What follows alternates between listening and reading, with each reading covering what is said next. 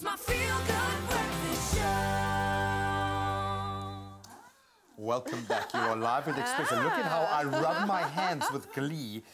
First of all, at the arrival of Dr. Eve, who we absolutely love. Awesome Mandela Day message, by the way. So thank you so much for adding your voice to that. But we're going to get serious right now.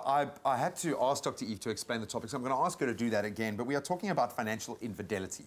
And it's not about another person. I mean, maybe another person can weigh in on how this impacts your life. Money is a whole other person on its own. But that's exactly it. Yeah. One of the biggest influences on our relationship and the harmony therein is money and our financial stability and what it means to have shared financial footprints, i.e. shared accounts or an understanding of each other's financial well-being, and what it means to then have infidelity within that. So we'd love to hear from you, 021-430-9881. But before Leanne weighs in, I need to ask, okay, explain it to me like I am an idiot. What is financial infidelity? What does it actually mean? So what it means is two people, and I'm only talking about two people, can be more than two, but let's just be a little minor heteronormative today. Two people who are in a relationship and have got joint finances. So they share, they have agreed that they're going to put all their money together and they're going to have equal say, equal share in whatever is going on in this one joint bank account or joint credit card. And suddenly they find, and we're going to talk about the signs and symptoms, that things are happening in this bank account that I don't know about. Oh, wow. And I suddenly feel I am being betrayed. Now, there's a wonderful piece of research, only one piece of research that I've found that says, do you tell the truth about your money to your partner? And we want to know. Does anyone? Does anyone tell the truth? So 61% of people said, I tell the truth to my partner. 52% of people said, I absolutely do not trust that my partner is telling me the truth. And 31% of people said that I think that financial infidelity is worse than physical infidelity. That if you're going to cheat on me around money, that is worse for me than cheating on me with another person. The ramifications aren't just emotional, they can really, really hit you. Yeah, but I think that what you said just now is great because money is so emotional. That's why we feel so strongly about it. I'm not even worried about inside the marriage. I'm worried about before you even get there. And the fact that people are so wary of talking about their financial issues, their money issues, also entering a relationship where you've got debt and you don't tell the person about it, you get married to them and they inherit your bad debt and now it becomes their problem and they don't know about it. Yeah, like it could start way before the marriage even begins. 100%. I think an interesting thing is to think about, why is it that we don't disclose? And immediately there's a feeling of shame. Exactly. Why do we have such shame? Because we are not spending well, because I also think everybody's in debt. Exactly. And I also think we're not financially literate. We're not taught how to manage finances well. And so we get into trouble. And so then we bring that trouble into our marriage. And you were saying just now, Graham, that it's like, is it another person? It is. I want people to imagine a triangle. And here at the bottom of the triangle are the partners, and the top of the triangle is something called money. So that's where the betraying is happening. Each one of us have got a separate relationship with money. But we actually are saying, well, no, here we are. We're putting all our finances together, and we're going to be real clear about it. We're going to manage it together. And then all these little signs and symptoms begin to happen, and you begin to feel, well, I want you to think about the fact, so what if one half is the sole breadwinner, and this is what you've agreed on, and you think that you're the money in that outfit, and you have given someone a credit card to use as...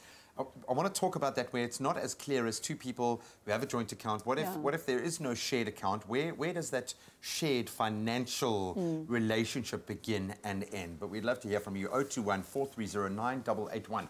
Are you cheating on your partner with your money? Is your money cheating on you? Is there infidelity in your financial life? My money better not be cheating on me. I have a feeling mine is. It's my feel-good breakfast show.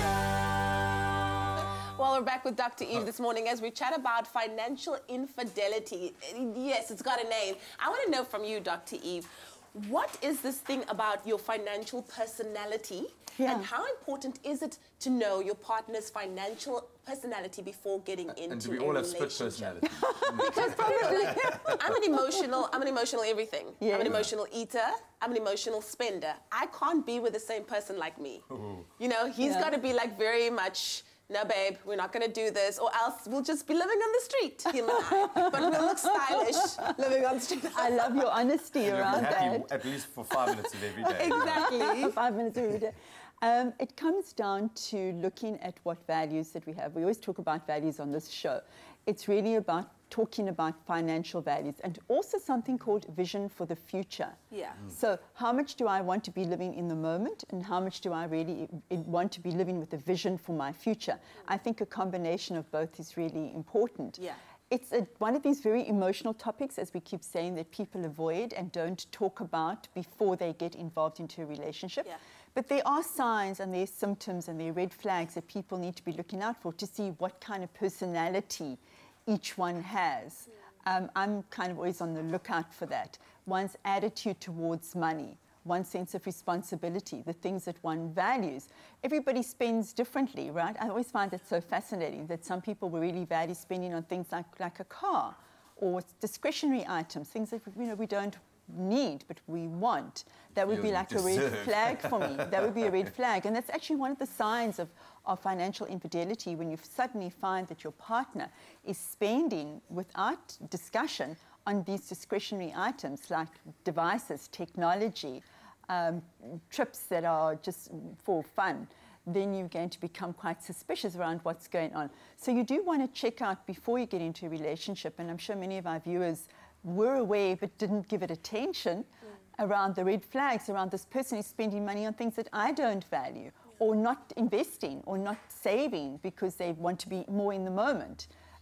Many people live like that. I don't want to be saving, but I want to have a good life now. But you often, and I think this is something I've discovered in my current relationship, you balance each other out, and as you were saying, you need someone who has a kind of different mindset. Yeah. Or Hopefully. Yeah, hopefully. But the bottom line is everyone has a completely different narrative when it comes to money, and it's rooted in how we were brought up. 100%. It's whatever the reality of our situation. It's situational.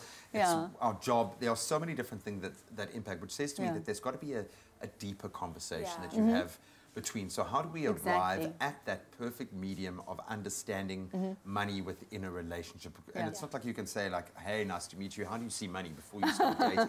Maybe you can think about that conversation in a relationship, so we don't go the route of infidelity at any point, that we can be open and share. But we'd love to hear from you, 021 430 9881. Yeah, we'll take the quickest of breaks. You can go and look at your bank statements. We'll see you on the other side. It's my Feel Good Breakfast Show.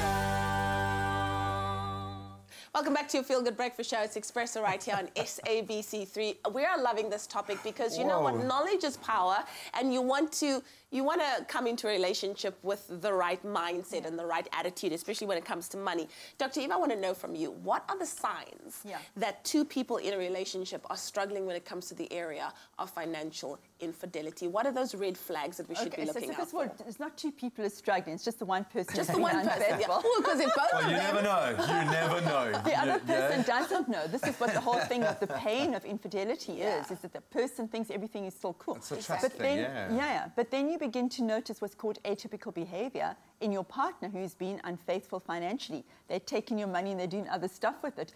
So things that you would begin to notice. And it's difficult today because in the old days you would get your bank statements delivered in the post and he or she could cancel that. But today it's all online banking, so you don't ever get to see what your partner's real bank status is. So you would notice things like them becoming suddenly overspending, or else they would start saying to you, stop spending, or I need you to account for every single cent that you're spending. They would become very emotional when talking about finances. Or you would start noticing from your mutual funds that there is huge cash withdrawals that are going out. And when you ask the person what is going on, they say nothing, or they become defensive, or they become angry, or they begin to blame you and deflect away from, just like any infidelity when you catch somebody out. And they also then become very dishonest in company. And dishonest with you around what's happening with money. So you begin to feel insecure and suspicious. And when you take them on, they just become angry and shut down around We've actually got a call on the line. Zainab from Johannesburg, good morning. What is your question or comment for Dr. Eve? Yes, good morning, Dr. Eve, and good morning to all my team, the entire team of Expresso. Thank you. I'm calling in from a financial advisor perspective, being a financial advisor for probably around 19 years of my life. Yeah. I'm seeing a lot in relationships on a daily basis. In fact, you sometimes feel that you clients, psychologists, and the works because you go through a lot of emotions with people. Yeah. And I must be honest with you, is this area of financial advisory has put me through an enormous amount of experience when it comes to financial planning, especially with couples and families. Yeah. I find that couples need to be transparent as they are relationship-wise during the financial advisory process prior to getting into the commitment. Yeah. And if one takes life very seriously with their partner instead of living in a deceptive type of relationship, it is critical that this area is discussed prior to the relationship reaching a committed point of view. Yeah. I found that couples need to look at the services of a financial advisor, be it in the bank or privately, prior to getting into the commitment. Yeah. And this will lay the foundation for great transparency and the saving of a lot of trouble and deception prior to getting into the relationship. Wow, thank you so much, Zainab. I have to ask very quickly, are you in a committed relationship? Yes. Yes. Have you, and I'm sorry, I'm being very cheeky here, have you been able to apply this in your own relationship successfully? It's true. Absolutely. And there's a great amount of encouragement from each party. And that is important to develop financial independence within both genders, because this is a new age that we're looking at. And we're facing relationships where females want to be financially independent, and it's a form of a challenge. And yes, certainly, I would challenge all females out there to become financially independent, because that would actually eliminate financial reliance on the couples, and that would actually make the females out there more powerful financially. Oh, I love it. We're going to have to leave it there. Sister, Haricha, thank you so much. Thank you, Zainab.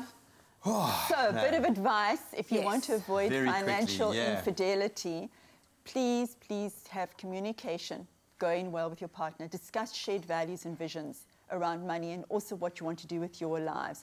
And do what Zainab has said, what we call in therapy, individuation. You're two separate individuals in a relationship. You both have the right to have the financial freedom and also to have the independence. And because many people say they commit financial infidelity because they feel as if they are absolutely strangled and they don't have the freedom. They don't have the freedom to use the money how they want it, so they cheat with it. Don't do the cheating with your money. Rather say to your partner, this is a vision that I have. I want money. Let's put it into our vision. I want money to go study further, or I want money to be able to travel, or just to be able to have, new clothing, whatever it is you want. Don't cheat around it. Let's do it transparently. 100%. Love it. What a great conversation. Thank you so much, Dr. Eve. Love our relationship chats. We'll do it again next week, same time, same place. Follow me on Instagram. Yes. Yes.